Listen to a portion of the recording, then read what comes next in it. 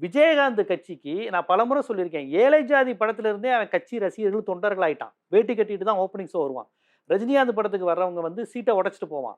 இவன் அப்படி கிடையாது. வேட்டி கட்டி ஒரு இதா வருவான். ஒரு என்ன சொல்றது? ஒரு பொறுப்பான ஆளா வருவாங்க. ஒரு நிர்வாகி மாரி இருப்பாங்க. எப்ப 92, 93லயே. ஏழை ஜாதி படத்துல இருந்தே அவர் ஏடிஎம்கேவ விமர்சிக்கிறது, பாமகவ விமர்சிக்கிற கான்செப்ட்லாம் அவருடைய படங்கள்ல வந்துரும். அவர் ஏன் ரிஷிவந்திய கள்ளக்குறிச்சியில நின்னார்னா, பாமகவ டார்கெட் பண்ணி அவர் 10 வருஷத்துக்கு முன்னாடியே ஜாதி சங்கங்கள விமர்சனம் பண்ணி தான் படம் எடுப்பார்.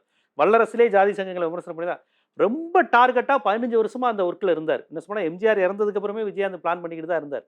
அப்படி ஒரு பிளான் பண்ணி தான் விஜயகாந்த் வந்தார். அந்த விஜயகாந்தே உங்களுக்கு கூட்டணி வச்சு தான் எதிர்க்கட்சி தலைவர் ஆக முடிஞ்சது.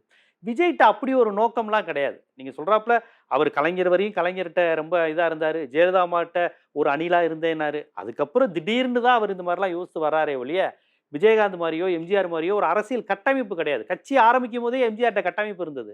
விஜயகாந்த்ட்ட ஒரு கட்டமைப்ப அந்த ஈக்குவலா அவங்க உருவாக்கி வச்சிருந்தாங்க. அதுவும் அவங்க 2 பேரும் உயிரோட இருக்கும்போதே வந்தாரு துணிச்சலா விஜயகாந்த்.